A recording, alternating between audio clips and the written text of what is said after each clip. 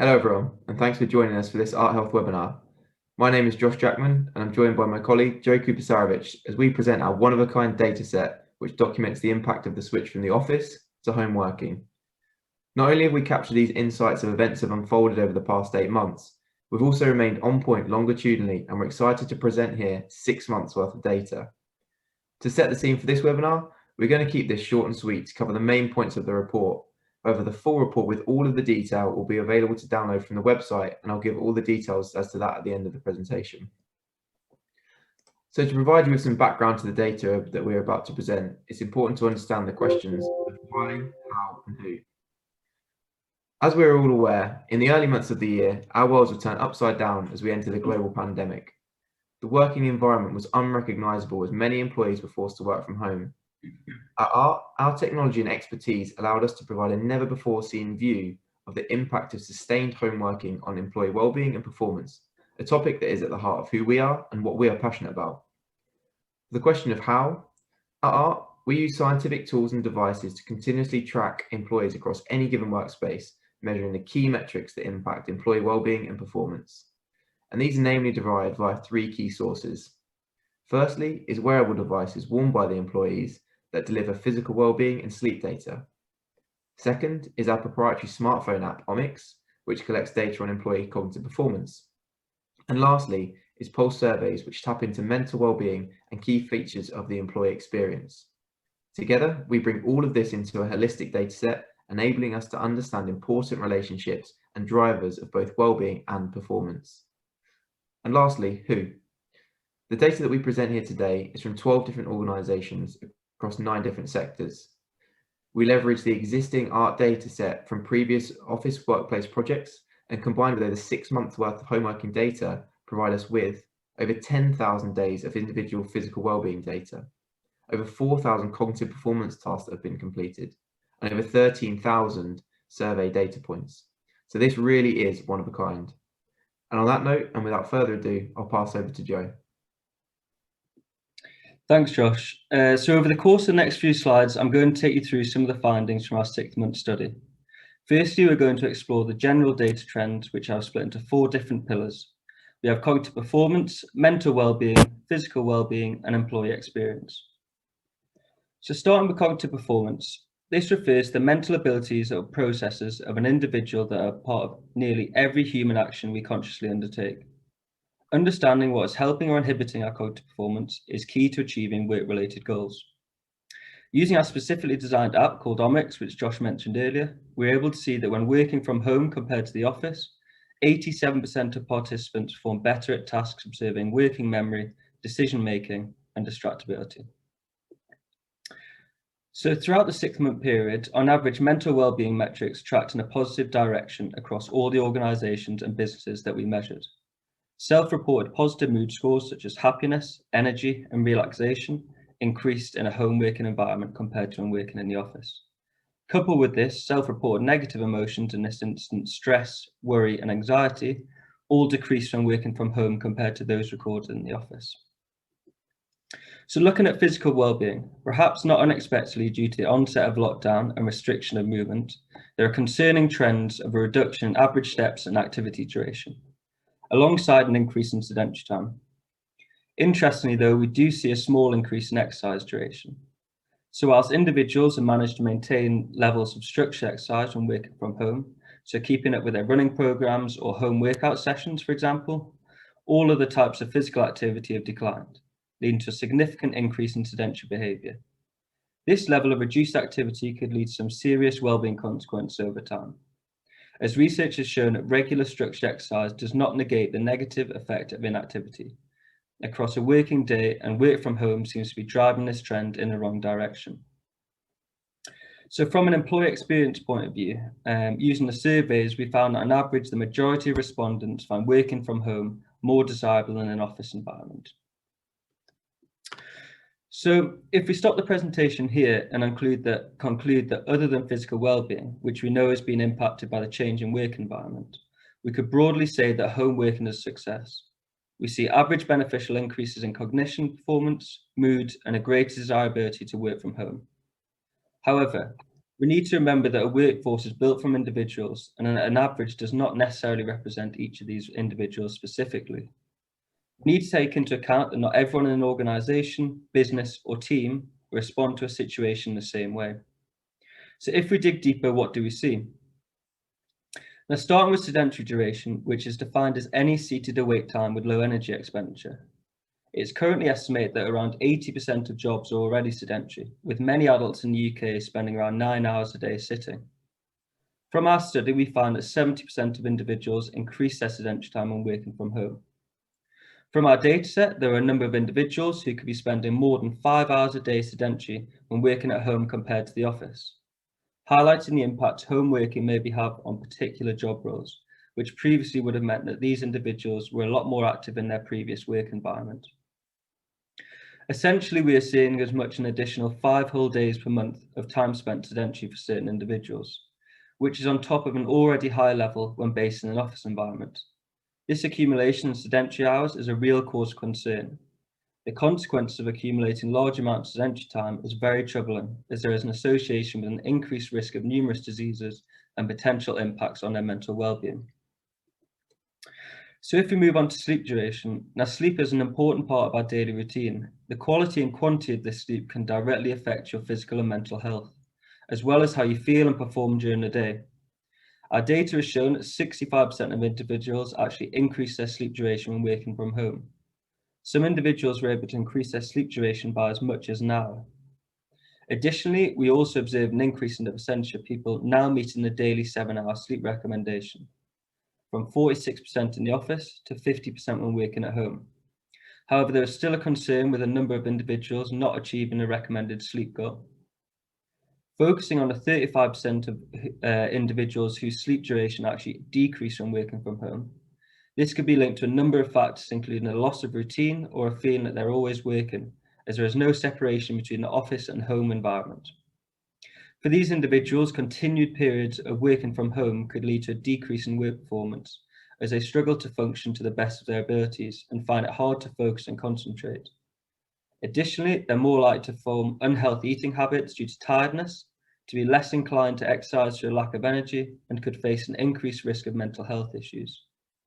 Overall, well-being is supported by high-quality sleep, and with such a large percent of individuals getting lower levels since working from home, there's a real concern that this could be a more serious issue over time.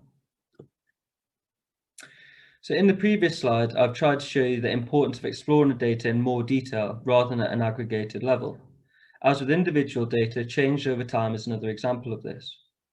We need to understand that the representation as an average or a single point in time is simply not enough to gain full and actual insights into the broad impacts of home working. Here I'm going to use daily steps as an example to show you how home working has been an evolving and adaptive process, requiring individuals to continuously change their behaviour in response to external influences.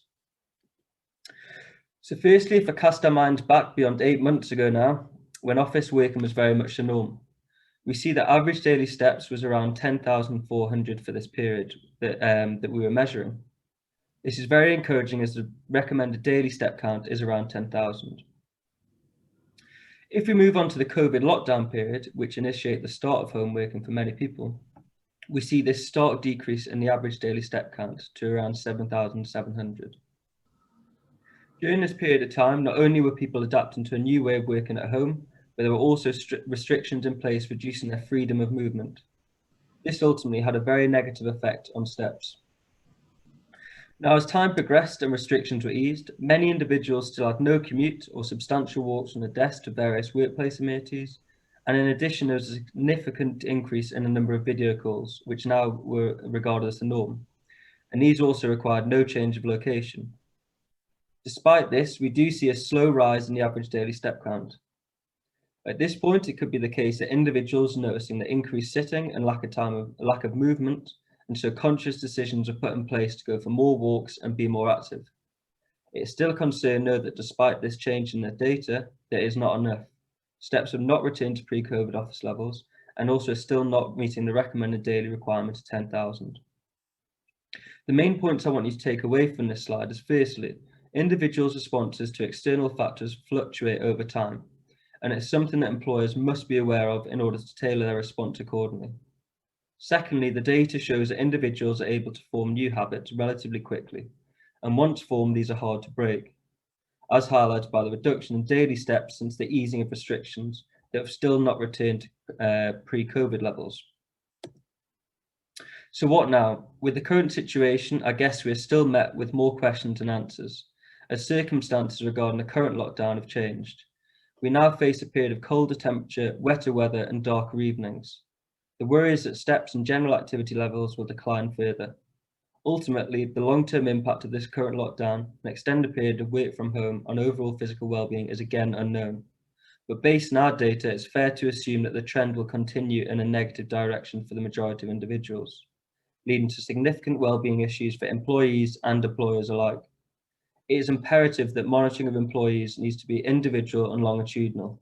It is simply not enough to assume an outcome for a whole workforce. Now, while the importance of looking after employee well-being is pivotal for some, and that is why we're here today, we acknowledge that this is too often seen as a luxury within the business world, and the most important metric is still performance.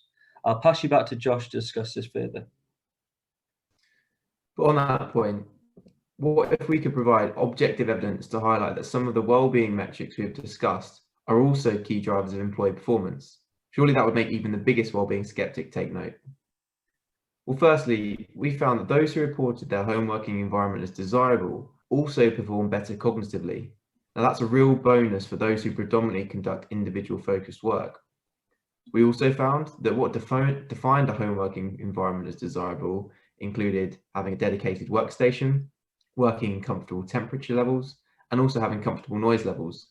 So it's therefore no surprise to see that these were also reflected as the optimal conditions for cognitive performance. So it just shows creating a desirable workspace for employees really does drive business value.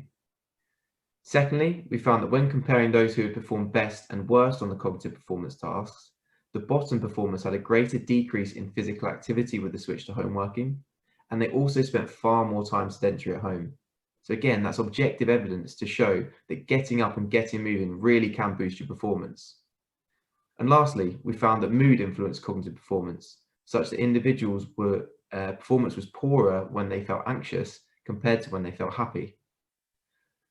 So in summary, that's real evidence to say employees who feel that their workspace is desirable, employees who prioritize their physical well-being, and employees who are able to invest in their own mental well-being will also be those employees who perform the best and return that value in spades back to the organization. So surely all of that is a no-brainer, right? Well, let's take a moment to consider something. Let's picture Brian. He is a commercial finance analyst at a food production company.